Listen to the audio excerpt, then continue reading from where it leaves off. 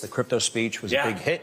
And I know a lot of smart people love crypto. I know some smart people actually have reservations about it. Sure. For our audience, can you just kind of make the case for crypto and people who have, concerns and quite frankly don't even understand it? There are a lot of folks out there. I know a lot of people own it, but yeah, of course. So look, I'm an owner of Bitcoin here, but I'm also the vice president of the United States. So I want to be careful, but I think the core value proposition of cryptocurrency is that it's a way of transacting and a way of storing value in a modern digital age. Look, 100 years ago, if you wanted to go and buy something, you put a dollar bill on the table, you put a gold coin on the table. The value proposition of Bitcoin is that it can serve the same function, but in a digital age, a way that's secure, that's safer from fraud, that allows people to buy and sell and store value, but in a way that's consistent with the modern technological age that we live in. Now, having said that, I fully accept there are risks to all of these things. There are always risks to new technologies.